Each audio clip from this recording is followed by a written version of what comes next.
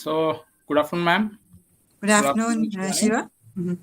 So today we have with us is Dr. Vijayalakshmi Ma'am. She is a consultant medical at National Institute of Empowerment of Person and with multiple disabilities. So she is a medical doctor turned into a rehabilitation worker. Ma'am, can you please explain why did you turn into a rehabilitation worker? Because you are in Yeah, such a field of doctor. Because so, can you yeah. please tell us? Yeah, it is because I gave birth to my son in son who, because of his prematurity, that is he was born before 32 weeks. Okay. He became hearing impaired. That is, he was born deaf, and he was not able to talk. So his talking was delayed. So we took him in. He was born in Kerala, and because there were no schools in Kerala to educate persons with hearing impairment, I had to shift base to Chennai, and I put him in a school called Clark School, where he was educated. At the same time, the director of Clark School and the principal, they said, "You are a doctor. Why don't you come and join us as an honorary person?" So that's how it all started. Okay, ma'am. So, how would you prioritize your workload as a support worker? Means like you need to handle the Mm. rehabilitation and also as well as home Medical. Mhm. medical So also. yeah, so it was really a going around, I mean running around for me. I was facing a lot of challenges because my son was too young and he was not talking. Then I had to learn the rehabilitation of a person with hearing impairment, how to make him talk, and then also I had to look after the children in the school who are around 476 children with hearing impairment, some 70 people with additional disabilities. So like that, I had to make medical records for them, then take classes for the HRD trainees on medical topics, and then I had to teach one child with deaf blindness. It was an additional responsibility on me. So she said that's how it started. On multiple disabilities. And of course, my husband was very supportive. So at home, we used to work together, working on my son's language development as well as domestic work. We were sharing because he was the only kid, and so there wasn't much problem at home. But still, it was difficult because a lot of expenses for him. He needs to have his hearing aid. It has to be changed every 3 years, Yes, and yeah, if you buy costly ones only, I mean, he can hear better. We were having less costly ones, but later, we understood that more costlier ones are more sophisticated and good for him. So we were finding it so difficult to make the both ends meet. so, ma'am, I like to ask that as your son is a student, I think so. So, uh, how would you means how would you differentiate like a disadvantage and advantage students in school? They're getting equal opportunities with each other. Yeah, actually, my son was integrated into a school where the teachers were trained for accepting children with disabilities. So it's a regular school up to second standard. My son studied in the hearing impaired school for the hearing impaired. Then he was integrated into a school where regular children are going. So the teachers were prepared by the school, the special school, and then the students in the class also were very helpful. They used to tell him, and they will lip read, and they will try to understand him, and they used to help. Especially one girl uh, who had a brother who was having hearing impairment. So she knows how to deal with children with hearing impairment. So she, like her own brother, she was treating him, and so it was not much difficult in the lower classes. But as he reached the higher classes, I had problems because I had to have a tuition, extra tuition for him, because science, social studies, and all that were very difficult for him. because at that time a special teacher used to teach him, after class hours. A special teacher used to deal with him. That was one thing. So, ma'am, what are your thoughts on a recent education issue? I think people now everybody is included in the society, and inclusive schools are more. But once you include, you should have a system where children can be persons with disabilities should be supported. They need some children need high support, some children need low support. It is not just simply going and sitting along with regular children. They have each disability. There are 21 disabilities, and each of them have different issues to deal with in a regular classroom. So to support them, we need infrastructure, manpower, to adaptation of the curriculum, accommodations in the curriculum. So everything has to be taken care of. That's true, ma'am, actually. So, ma'am, what is your philosophy towards education? Means every child has to be educated, and what is your Yeah. philosophy? I just want to know. Yeah. Yeah, every child has to be educated, but children with hearing impairment, you should decide, whatever may be the disability, you should decide earlier what stream of work you are going to do. Because that way they should be trained. Simply giving education will not work. Suppose if your child has got a taste in doing science experiments, and if you are thinking that science experiments, he will become a teacher for in the lab to teach science experiments. So you concentrate only on that. Sometimes a child is getting more interested in drawing. So in future, she might become a drawing teacher. So depending on the aptitude of the child, I think the transition, that is from school to work, should be started very early.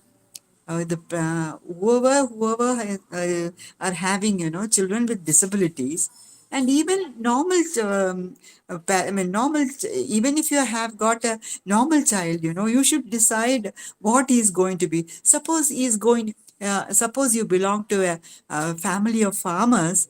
Good that you teach in farming. What are the what are the advanced techniques in farming. There is nothing that is you should, every labor has got its dignity. And children should be educated to take up some skills in life. So that way our education has to be streamlined. Skills have to be taught so that they are not remaining empty handed after doing MSc, PhD and all. They should have some skill so that they are on their own, because we cannot depend on the government to give you all job. You should have your own startups. So that and all, the mentality has to be that inculcated in them. That is very important. Ma'am, it was like nice thoughts actually. So, ma'am, Yeah. I just want to ask you, how do you determine that if your son or like students where you are working, so they are learning properly, their education is effective, what they are learning, what is happening or not? So, how do you determine that? Yeah, actually, the parents are actually interviewed. Parents always come with the kids. Where I am working. We know what kind of the expression on the parents' face will really tell you what the child is going. I mean, what the child is having, what problems they are facing. Like if the child is having some depression because he is not able to study well or cope up well, then we can find it out from the parents.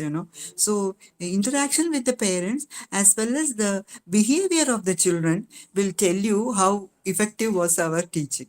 Because once the child knows something, or if he feels that he has got a self confidence, there is not much of a problematic behavior. Suppose he is not achieving anything and he feels that I am isolated, then the whole problem starts. If there is a piece of smile on the child's face as well as the family's face, I feel that whatever we have done is effective. Ma'am, what do you expect to be doing on a day-to-day basis as a social worker? Do you have any like schedules, or like do you Yeah. plan before itself, or like uh, how it's how it will be? Actually, where I'm working, I see all sorts of disabilities, and they come for they ask for many kind of help. Like they will ask for medical help. They will ask for they may need a reference. They may need some placement. They may need some money for operation, or they may be asking for some food. Some people they don't have food to eat, so they will tell us. People who knows me, they directly come and approach me and they tell me, ma'am, we are having such a problem. Can you help us in any way? So, I try to help them because my network, my networking with other people are very good. So once I phone up my friend, a doctor, who will tell us, so can you just put in a tube free of cost for this child? Then they'll definitely say yes to me. Or they will say whether the child has got a insurance scheme of the government. Then I say, yeah, they have got an insurance scheme. Can you do it at the free of cost at that level for them? So I have we go on connecting with people. Suppose somebody comes from the villages. In Tamil Nadu, all the villages have got early intervention centers, and all were trained by us. So I'm able to connect with them. You are from a village. They will say, we cannot come to the city at all. So they will ask for a help at their own place. So it is just networking with people, and if you are good to those people with whom we are networking, and you also help them, like the people in the early intervention centers all throughout Tamil Nadu, and even all over India we have connections, and even abroad. People have come and visited us and you have learned from us, like you are in Durai Foundation. I mean, how helpful they are. So, like that, we connect with NGOs, we connect with GOs, we connect with people who are of like mentalities, so that, so we connect the parents to them. So sometimes it may be a medical emergency, it may be an educational, it may be a small amount for the education. So it's not at all, when you compare it, it's not at all a small amount. It will be a huge amount only. If possible, I will give. Otherwise, I find out if anybody who is rich enough to donate for this.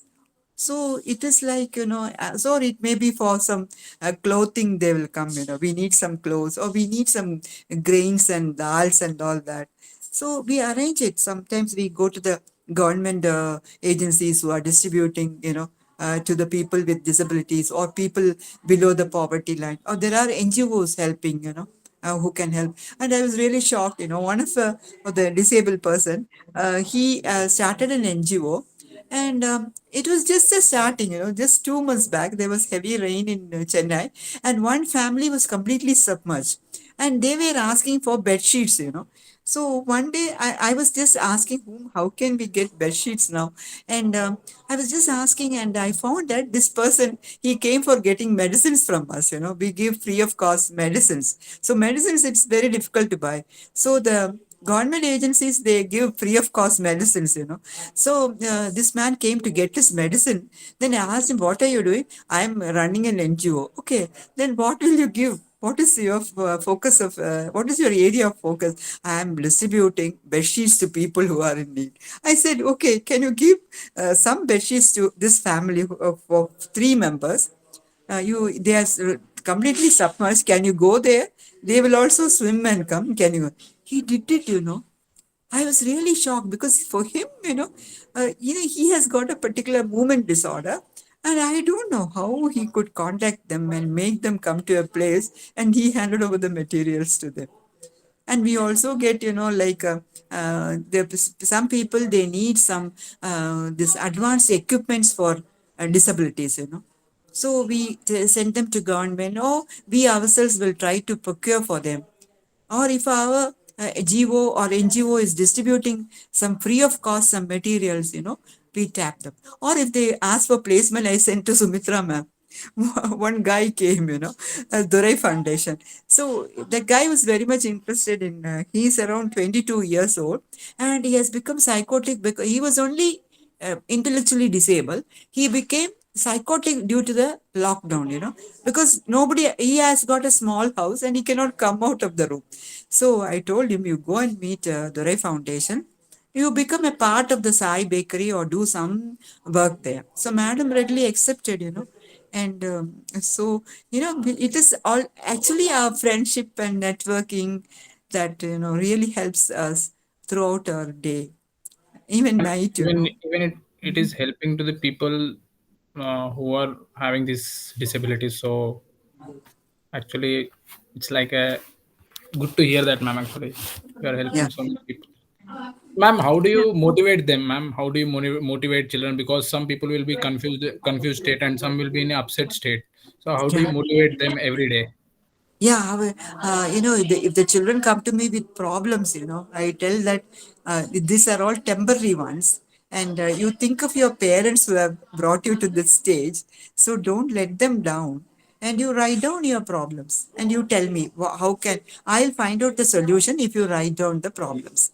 So I make them write down the problems, and I also make them talk to us. We have counselors, if they are really in depression or any problem is there, we have what is called a mental health line, Kiran helpline, It is 1800 599 0019. So I give that number to the parent, and when they are really in trouble, if you phone up and talk to them, their problems are really solved, So that's how I deal with their problems. And I counsel them, I motivate them to study well, because I tell that, not to involve in abusive, Situation. relationships, situations, and not to use, not to have lot of urges in sexual urges, how people, if they are, people try to misuse them, if a person is disabled, people try to, sorry, people try to misuse them. So we counsel them in such a way that they get sexual education, sex education, they get behavioral modification. If they want, if they are not sleeping and all, we tell them that you should go for a sleep counseling, sleep therapy, sleep hygiene and all are taught to them. And we tell them that nothing, I mean, it's not that something is not happening in your life. It is not your fault, you accept things as it comes, and you try to go through that and come out, because everybody said pandemic has affected us very badly. So we tell everybody is like this only. So you do whatever you can do the best, the rest will be taken care of. You do be a hardworking person. Don't lose time. Time is very precious. So if you are interested, you use you channelize your time in such a way that you do things that are good for you, that are pleasant for you. Maybe watering the plant or bringing up a nursery. Small things, cooking and distributing to others. Getting very small amounts also is motivating for them. Education, of course, if you can motivate them by your role model. I tell them that how I have Being a role model. studied in my how I went through my difficulties, and I tell them, if you want to be in the field, and if you don't, if you want to have lot of connections and all, you think of me. I tell my students, you think of me when you are in difficulties. I tell them my problems which I have undergone in my life. So I mean, I can motivate any person in whatever problems, in study wise, in employment wise, in relationship wise. Maybe because I'm in the field for 30 years, I have learned it actually. It is not that I'm born with that. No, all of you can become like, like Sumitra Madam or me or anyone. With the If you experience, ma'am. really, yeah, yeah. Mm. Please go ahead, ma'am. Please go ahead. Yeah. So, ma'am, tell me about your most difficult case and what about it was so challenging. Yeah, the most many are difficult cases because I deal with multiple disabilities. The most difficult case is one of the mother who had she's a blood negative group, and her son was positive. The first child was positive. She had to take an injection. When a negative mother gives birth to a positive child, one injection has to be taken within 72 hours. So this mother did not take because she didn't have 450 rupees at that time. The child is now 28 years old, and a child is, he's having stiffness of muscles. The child can't hear. Little bit only the child has got. Vision is very low vision, and his intellectual capacity is also below normal. So she even, he will not indicate his needs at going to toilet, going to, you know uh, eating. Eating skill was very difficult. He will not swallow. He used to spit everything. We so and he used to get seizures. So step by step, we made him eat. I chew and eat was the most difficult problem we faced. So we made him chew because we made use of a multidisciplinary team in the rehabilitation. You should have an occupational therapist, then physiotherapist to make him walk, then an educationist, a special educator to teach him, and a doctor to prescribe food, medicines for his seizures. Then the family counseling, the mother is so depressed that three of her children are like that. So three are disabled because of the same problem. So yeah, like that, I we brought him step by step, and she was suffering financially. She was very much suffering. So I asked her once. My sister came from Dubai. I asked that, can you sponsor four sewing machine for four parents? So so she gave. It was only 15,000 at that time, and she donated that, and I gave that machine to her, this child's mother, and she started stitching. She learned stitching in our institute, and she started stitching blouses, skirts and all that, and she started earning. And poverty, that and she came above the poverty line actually. Now, and this boy, he can walk, but he cannot talk. He indicates only by sounds. So those things we made her understand, though your child is communicating. She thinks that my child is not communicating. No, it is not like that. When he cries, he is crying for this. When he is shouting in a different tone, he is shouting for something else. So, like that, we made her plan what are the actions he shows for every activity, and she could find out. And one of the siblings, four out of the three, four children, one is educated. So we made her educate that child, and he is supporting. So this child now can sit up and eat. If you feed him, he can chew. He will never get shocked. And mother is still continuing. One of the younger child is now able to help mother in sewing, and the like that the family is. Whenever, but they had to shift their home very so many times because this fellow used to shout at night without sleeping. So that problem was solved.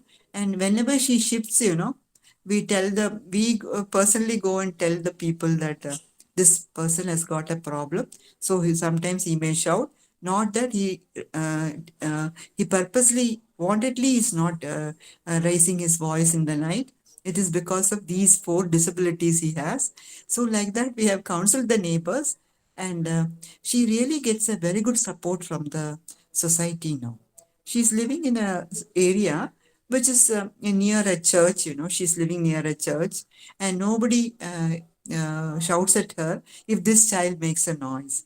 She's peaceful. She dresses up nicely, and she wears nice hearing aid, earrings. And we see that there is a little bit of happiness in that family. This is one of the very low functioning kid whom I have worked with. One of the high functioning kid, my experience have been much different. We could teach him braille, we could teach him sign language. He is deaf and blind, and we made him learn, the diploma in special education. Then we could fetch a job for him as a special educator, for he is deaf blind, That is, he's deaf and blind, but he became the teacher for deaf and blind. I could empower him to that level. He could teach children with deaf blindness because he is very intelligent that way. Because whatever you teach, he will catch up like that. And we got him married to another person who is deaf and who has got a walking difficulty, and they got a child who is normal hearing, normal seeing, and that child is now taking care of the parents now. But the parents are independent, because they had adaptations made in their house. The parents have become independent now. Many cases are there. Just to tell you some few examples. Good to hear that, ma'am. Actually, that's all for this experience and all. Now we'll come to these general questions, ma'am. Ma'am, Yeah, tell us one or two hidden talents you have. hidden talents. What hidden talents? uh, yeah, I'm a very good listener. And yeah, I listened to everybody's complaints. I thought it was you need that for your existence. And my success was I'm a good listener. I'm very sympathetic towards other people, and I sing well sometimes. I sing with children. I'm not a very good singer and all, but I sing for the children. Who come to me. I used to sing for them, and. I used to I prepare very good lesson plans and teach children, people who like you who are studying in our institute, I take classes in a different way. I write on the board, I talk to them, I sing to them so that they don't forget whatever topic I have taught to them. I think I'm a very good teacher, that is my one of the hidden talents I have, I think. Nothing else. Thank you so much, ma'am, for sharing. Yeah. Ma'am, one last question. Yeah. What is your favorite dish, ma'am? Favorite? Dish. Dish, dish. I like masala dosa. Everyone likes that, ma'am. Yeah, I prepare well also. So, mm, so my dish is, masala dosa and inji chutney, Mm, ginger chutney, ginger chutney. coconut and ginger together. That is favorite thing. Then yeah, I make, you don't know what you call yam, Do you know yam? We call it chene in Tamil. Chene. It's big black thing, That also I like very much. And that is in Kerala, we get chena. Uh, it's like potato, it is an underground stem. And it comes in black color, round thing. So, Ma'am, is it This sweet Shivani potato? must. huh? No, no, I am just asking, is it sweet potato? Sweet potato is, I know, it's not. I'm talking about a black thing. So Black it is black on the outside and then it is white on the inside. inside or reddish yellow sometimes on the inside. Okay, no, ma'am, then I don't know. Yeah, Ma'am, is it a yeah. fruit? It's a food, It's actually a vegetable and it can be cooked. I cook that nicely. That's my favorite also. That's all from our side, ma'am. Shivani, do you have something? No. Ma'am, do you have I, any questions, ma'am, for us? yeah. Did I do well for you? Because it's one of your project. Of No, course, ma'am. You, ma'am. of course, ma'am. Actually, Yeah. you can Because I see wanted to, you can see in yeah, our faces, ma'am. yeah. I wanted